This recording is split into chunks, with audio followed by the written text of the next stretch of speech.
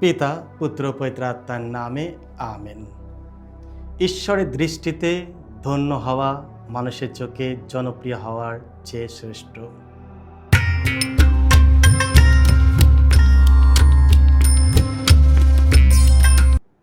খ্রিস্টে আমার পরম প্রিয়জনেরা, আজ অক্টোবর মাসের 11 তারিখ শনিবার।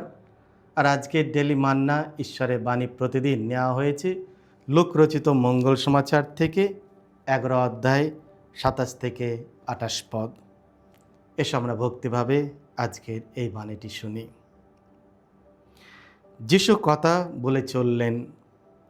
এমন সময় ভিড়ের মধ্যে থেকে একটি স্ত্রীলোক জোর গলায় বলে উঠল, আহা, যে গর্ভ আপনাকে ধারণ করেছে, যে স্তন আপনাকে লালন করেছে, তা সত্যিই ধন্য।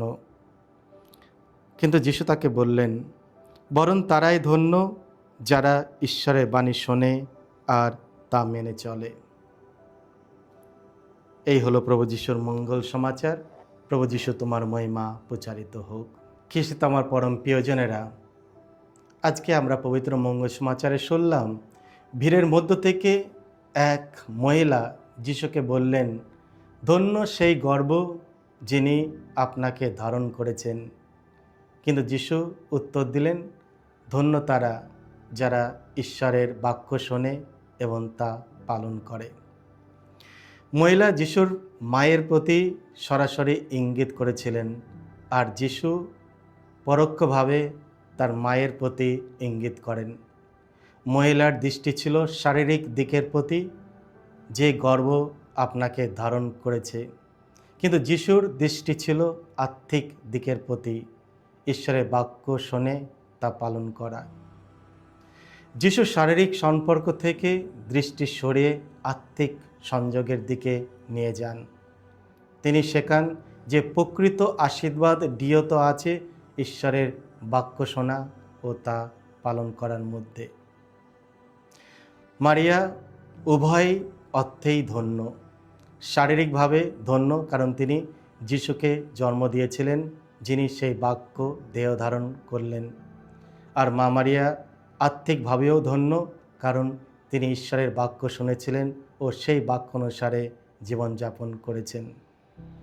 মারিয়া ধন্য শুধুমাত্র এই কারণে নয় যে তিনি যিশুকে গর্ভে ধারণ করেছিলেন ও তাকে নিজের বুকের দুধ পান করিয়েছিলেন, বরং তিনি ধন্য কারণ তিনি ঈশ্বরের বাক্যকে হ্যাঁ বলেছিলেন এবং তা বিশ্বাস ও বিশ্বস্ততার সঙ্গে জীবনযাপন করেছিলেন। মারিয়া যিশুকে গর্ভে ধারণ করেছিলেন ঈশ্বরীয় অনুগ্রহে, কিন্তু তিনি ঈশ্বরের বাক্যকে তার বাক্য অনুসারে জীবনযাপন করেছিলেন তার মানবীয় অনুগতে। এই কারণেই ঈশ্বরের বাক্য পালন করা তাকে গর্ভে ধারণ করার থেকেও মহান। যিশু যখন বললেন, ধন্য তারা যারা ঈশ্বরের বাক্য শোনে ও তা পালন করে, তিনি আমাদের স্মরণ করে দিলেন যে ঈশ্বরের দৃষ্টিতে আমাদের ধন্য হওয়া কারণ আমাদের মহান কাজের জন্য নয়, বরং আমাদের সৎ জীবনযাপনের মধ্যে। ঈশ্বরের দৃষ্টিতে ধন্য হওয়া মানুষের চোখে জনপ্রিয় হওয়ার চেয়েও শ্রেষ্ঠ। যে মহিলা যিশুকে দেখে তার মাকে ধন্য বললেন, এটি আমাদের মনে করিয়ে দেয়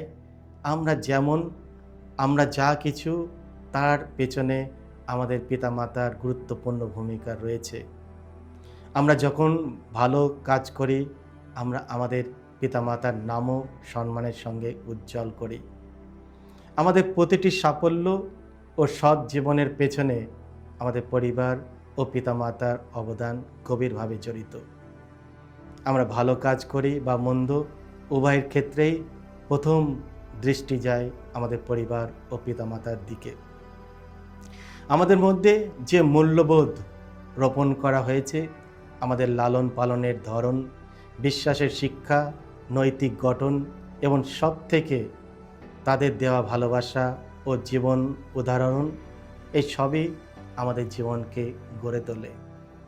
তাই এসো আমরা আমাদের পিতামাতাদের অনুসরণ করি, তাদের ভালোবাসায় আমরা বড় হওয়ার চেষ্টা করি।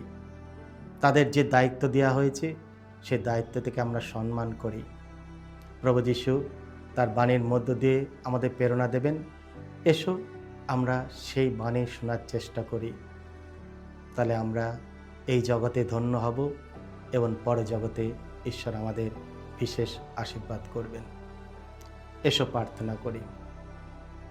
হে পিতা পরমেশ্বর, আমাদের সাহায্য করো যাতে তোমার কৃপায় আমরা সত্যিই তোমার বাণী শুনে ধন্য হতে পারি এবং মা মারিয়ার মতো তোমার বাণী অনুসারে আমরা যেন জীবনযাপন করতে পারি।